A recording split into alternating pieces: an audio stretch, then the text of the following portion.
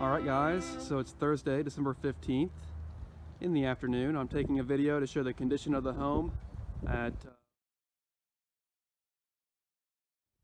to have proof to insurance if it burns down, and to have proof that it's in good livable condition, because my tenants move in about, I guess, a week and a half.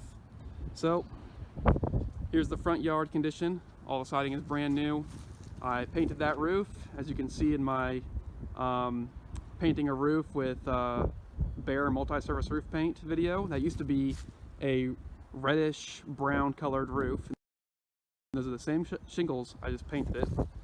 Redid all the trim. I put new insulation underneath the trim, new shutters, new J-channel, new everything else. The front yard, or the landscaping here, has been completely redone. And almost everything about this house is brand new, except for the windows, the roof, and the framing. I redid all the plumbing, electrical, kitchen, bath, flooring, drywall, everything. You'll see it when I walk inside. All right, so let's walk around the outside of the house here a little bit, and I'll insert some pictures of what the siding and window condition and everything of this house used to look like as I talk about what I've done. So I've upgraded to a 200 amp meter base and outdoor main breaker here. That way, if there's a fire in the house, the firefighters can just show up and shut this off and everything will be off, so that they don't have to sit around while the house burns down. Installed all of this myself, and then I ran the service into the house, into the panel in the utility room, which you'll see in here in a minute. All the siding, like I said, is brand new. Back door is brand new. Outdoor lights brand new. The heat pump furnace is brand new. Everything that you see here is all brand new, even in the gutters and everything else. So, and I installed this 14 by 20 pole barn style garage here. Built it myself with a kit that I designed on Menards website. Super user-friendly kit. The garage itself cost me, oh, do I not have power? Oh, I didn't turn on the garage breaker, oops. But anyway, this kit, it's a pole barn style garage here, as you can see, cost me $6,500. As far as what the house cost me, I bought it for $94,000, and I put $28,000 into renovating the home and $6,500 into building this garage out back. So it was a total of, I think, $34,000 something. But I'll insert a clip of my total costs at the end of the video, and I'll break down all the all the cost categories and whatnot, so you can see. But yep, here's the inside of the garage. Nothing special, just a place to park your car out of the snow in the winter, and maybe store a lawnmower and some of your personal junk. And while we're in here, I'll point out one more thing about this garage, and that's, you see the extra treatment on the bottom of these 4x6 posts, that black treatment there. Yep, I made a video about treating these, and I want you all to remind me in, I think I said 10 years or 5 years, to give you an update video on that treatment. So you can find the video where I treat the bottoms of these posts on my channel videos section. So let's go ahead and close the garage door and walk into the back of the house and take a look at what I've done in there. All right, so we're just walking into the back door here. There's the kitchen. This is a 2-bed, 1-bath, 672 square foot home. So it's a very small house, but I've improved it quite a bit, and it's a very nice quality house. So, so I guess since we're in the utility room first, we'll talk about the utilities. So I installed this tankless water heater here. I don't have it turned on right now because I don't have my water turned on. As you can see, the main valve there is shut because no one's living in the house right now, and I don't want to burn it up. I got the new heat pump furnace here. That cost me $5,000 to install, as you'll see at the end of the video. All this drywall is brand new. Here's the washer and dryer area here with the washer and dryer plumbing. Here's my panel. It's a 200 amp panel that I installed myself. Dryer, blowout there. And then all these wall panels here are all removable. That way I can access the back of the shower valve in case that starts leaking or I need to replace it or something. Because this is a rental, it's a long-term investment, and I want to make sure that I don't have to destroy anything in order to place those parts that always wear out. So there's the panel. I ran the line set and stuff for the furnace out this here as well. So got panels for everything in this utility room. And there's the furnace turning on right now. So here's walking into the kitchen. It's a really small kitchen, so sorry I can't get you a really good angle of it, but all new cabinets, new, what is this called? Sheet vinyl flooring. It's decent quality stuff. I bought it at Menards. And this whole kitchen is the Diamond Now series kitchen from Lowe's. The countertops and the cabinets all together here cost, I think, $1,900. So it's a nice quality kitchen, not too expensive. Got used appliances besides the microwave that's brand new. So I think this whole kitchen remodel here cost me like $2,400. And it's all nice and clean and good looking. The old kitchen that was here, I might insert a picture of it now.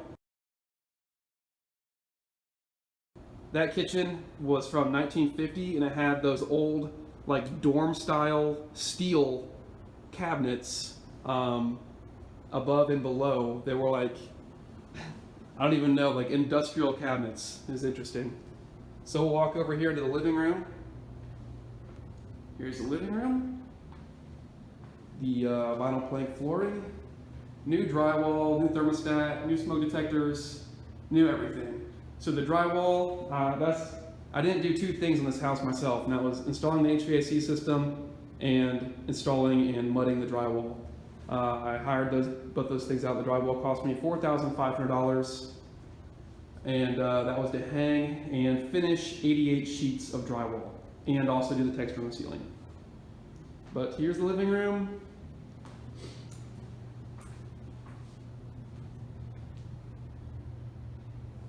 Sorry about the light in here. Yep, there's the front door. So one thing that I want to point out that's interesting about this home is that it was a kit-built home. I think the home was built in 1950, and all of the walls in this home are like a 1.5 inch wide wall cavity with 3/8 or even up to 5/8 thick sheathing on either side. So, for example, this wall here, you can tell how skinny this is. That's not a 2x4 wall. That has a little tiny stud here. Actually, no, a little tiny stud right in the middle, and then wood sheathing on both sides, and then drywall on top of that. I think they did it that way so they could ship the whole thing in a truck. And the wood sheathing is glued and nailed onto those little skinny, like 1x2 studs that make up the framing of the wall. So this whole house has a really, really good just like racking strength. The entire thing is completely level, completely square. This is a 70-year-old home. It's built on a 1 foot thick slab. I don't think I have anywhere to show you that, but except for maybe on the outside of the house. You can see that the slab is about a foot thick. The walls are all glued together, wood sheathing on both sides, even the interior and exterior. So it's a very square and level house for its age. And the fact that it's so square and level made it a really, really easy trim job, door hanging job, everything else. Everything was just way easier than my last two houses that I remodeled because the house was still square and the floors were still level, ceilings were still level and everything. It was quite easy, and I finished the whole house in 2 months. It only took me 2 months to remodel this little house because it was just ready to go. And it did take me about an extra month of building the garage though, and that was just waiting for materials. But yeah, the work on the house took me half the time that it took me on the last house. But as you can see, I'm standing in the larger bedroom here. I don't have exact dimensions of what it is, but it's probably like the house itself is, I think, 24 by 28. Um, if that multiplies up to 672, then that's right. But I think it's about 13 feet across by, I don't know, 11 feet wide here. Little tiny closets. I haven't put any hanging bars up in there or closed racks or anything. I'll let the tenants do that themselves. It's really easy for them to do that because the behind the wall is all wood paneling, so they can just hang it anywhere. But yeah, here's the little tiny bedroom. As you can see, it is absolutely tiny. It's probably 9 feet wide by 10 feet long or something. But yep. And then here is the bathroom. Everything in here is brand new, just like with the rest of the house.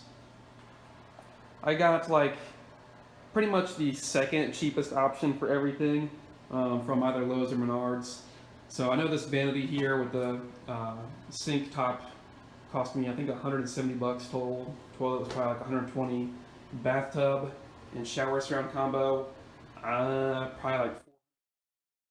But that will all be in my Excel spreadsheet at the end of this video anyway, breaking down my costs. The old bathtub that was in here was in this same spot, and it was like 300, 400 pounds, a cast iron bathtub that ranged from 1/8 inch thick in the most narrow part, which was like down here by the drain, to 3/4 inch thick on all the curved edges and stuff. It was a cast iron bathtub. So it was insane to take out of here. I had to cut a giant hole in the wall, and then when I couldn't get it out that way, I had to use that giant hole in the wall to put it on top of pry bars, and then slide it on top of pry bars out here. I had to remove this wall and take it out the front door. And that was when I didn't have any flooring down or anything. It was just concrete floor, so I didn't tear anything up. But wow, that was a major chore to get that thing out of here. But I think it all turned out really well.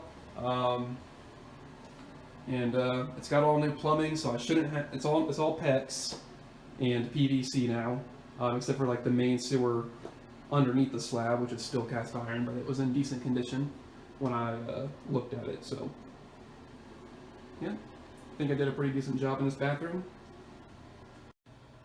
So here's another detail about the skinny wall construction of this house I was talking about earlier. So normally you have a wall with a 2x4 frame and then a 1/2 inch of drywall on both sides, making it, 3.5 plus 1/2 plus 1 inch, or 1/2 inch. So your total wall width would be, what, 4.5 inches wide? And so your pre-hung door frame is like 4.5, 4 3/8 inches wide. Well, right here, my walls are only like 2 inches wide, so I had to cut the back of these pre-hung door frames off and then put, what is this called? Quarter round on them and then caulk it all up.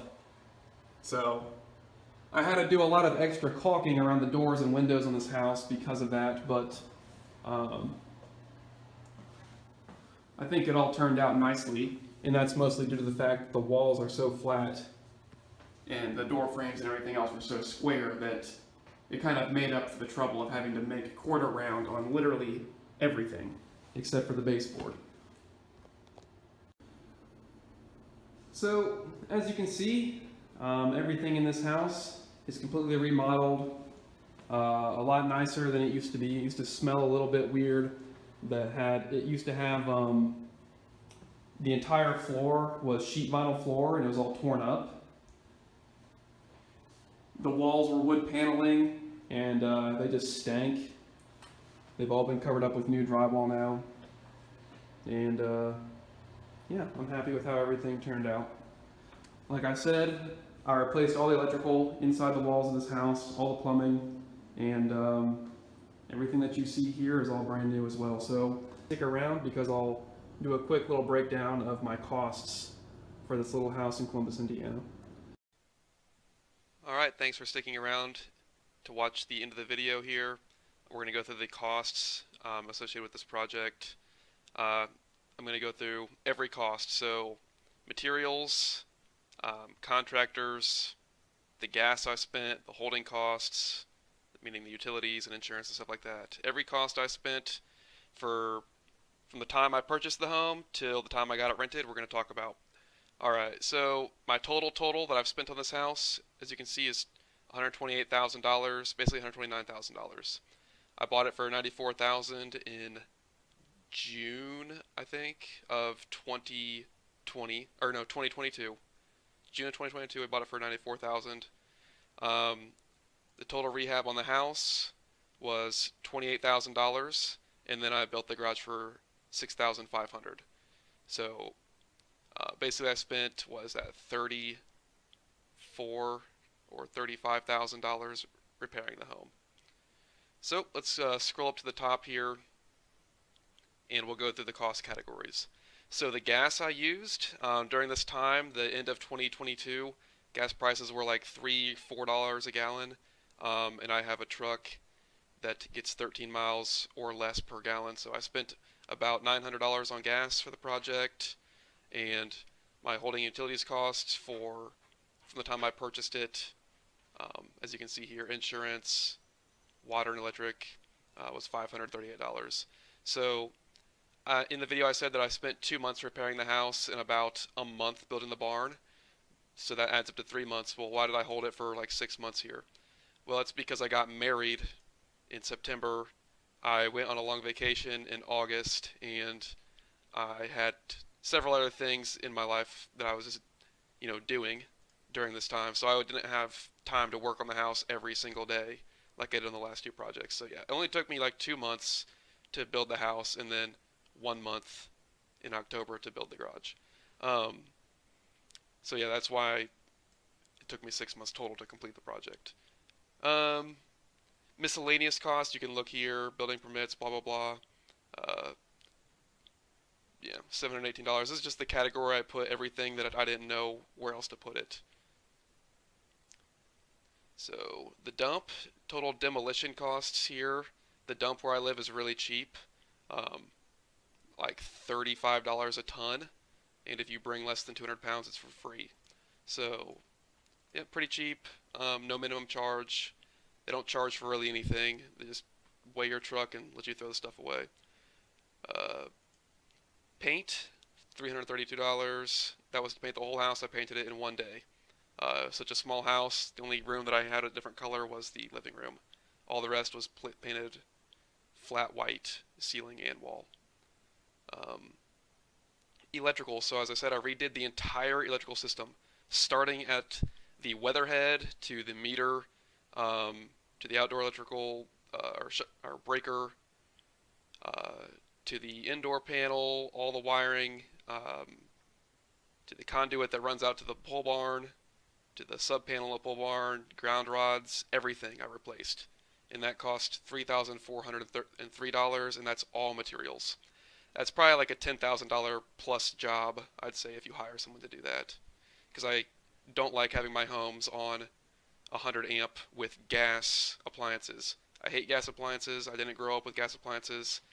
Um, it's another utility bill my tenants are going to have to pay, so I just convert every house that I do to all electric if I can. So then plumbing, I redid all the supply plumbing and some of the um, drainage plumbing as well, but some of that was under the slab, and I just left what was under the slab under the slab. What I could see of the under the slab stuff was in decent condition. It's super thick walled steel pipe. Probably in like 20 years I'll have to unfortunately tunnel under there and replace it, but uh, we'll see about that. I'll let you know when that happens. So yeah, plumbing, all the supply plumbing. Um, this includes the water heater.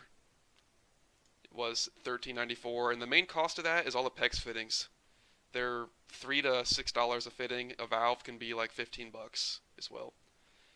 I did like R50 or so in the attic. I did air sealing in the entire house with tons of spray foam. All around the old windows that were not sealed. I sealed up all the windows with spray foam. Sealed up every penetration in the roof, every penetration where wires or plumbing or whatever ran through the studs. I sealed up, and that's just to prevent air drafts from going. from going from one area to another, like the attic to the wall cavity, as to prevent bugs, um, or reduce the number of bugs in the home. That's just to seal everything up and make it more energy efficient. It's really cheap to do that. The can of spray foam costs like $3 or $4, so I might as well do that and save my tenants some money on their utilities and have less chances of cockroaches and mouse infestations and things in my rentals. But anyway, that fiberglass upstairs, or not upstairs, in the attic, at about 15 or 16 inches of blow-in fiberglass is $500. And rental for the blow-in machine was free because I bought more than 10 bags, and that was from Lowe's. The drywall, I spent, I bought the materials for them, and it was roughly $1,000 in materials, and the labor was $4,250. That was my. I feel like I got ripped off on the drywall, to be honest. Um, but they were the most professional, supposedly the most professional company in Columbus, Indiana, and so I hired them, and I'm never going to hire them again. I'm going to find someone smaller to do that job for cheaper in the future. Structure, I didn't have much structure to replace. I did replace the wall between the utility room and bathroom because someone had torn it out before and replaced it with literally just one sheet of 5/8 plywood. So the wall there was just a sheet of 5/8 plywood, just hanging from the ceiling essentially. It looked horrible and it was really dumb. So I framed it out and replaced the whole wall. Other stuff, I did replace a little bit of like termite damage and whatnot under some windows, but that's negligible. Trim, I spent $700 on trim. Uh, Probably would have only spent maybe $450 on trim, but I had to buy quarter round for almost every window and door, as you saw. Flooring, I got a really good deal on flooring at this like scummy, broken appliance and overstock store in our town. Everything in that store is broken. But I mean, boxes of flooring that were returned to that and purchased by that store aren't. You can pick through the flooring and get the good sheets, and I think I did a good job on the LVP I put down. So it should have been like $3.50 a square foot to put that flooring down, but I only spent like $1.50 a square foot to put that LVP down. So I saved a lot of money there. This should have maybe been $3,500 for the house, but I only spent $1,200. All right. And that's one reason why I came in under budget, was because I saved maybe a couple grand on flooring. Um, Doors, yeah, I didn't replace too many of the doors. Most of this is the exterior doors. Um, there's not very many doors in the house anyway. Roof, you can see my roof painting video. I painted that asphalt shingle roof with Behr multi-surface roof paint. Total cost was $400. Windows, this is just replacing screens, $39. Kitchen, okay, so the total kitchen cost was $2,700, and that includes everything, I believe, except for maybe the flooring. But the flooring in that kitchen is maybe like $150 worth of sheet vinyl. Bathroom, you can look at this yourself, about $1,100. The siding was $2,300, and once again, this is a 672 square foot house. I don't know how many square feet of siding that is, but it's 28 feet by 24 feet. Rectangle, basically, with, I don't know, 9-foot tall walls exterior, so you can do the math for square footage there. Curtains and HVAC. HVAC, my uncle-in-law put that in. I don't know, uncle-in-law or something. I got a little bit of a family discount on the HVAC system. It's like a 1.5 ton heat pump system, and I helped install the line set and stuff in the attic, so I got like maybe a $500 discount. But the total cost was $5,468. So yep, as you can see, I have a total here. Oh, and then the garage cost me $6,500 as we scroll up here. Yeah, $6,500 for the garage right here. So yep, total was $129,000, we'll say, and I have it rented for $1,200 a month. So a little bit less than the 1% rule, but I'm happy with that. So thanks for watching.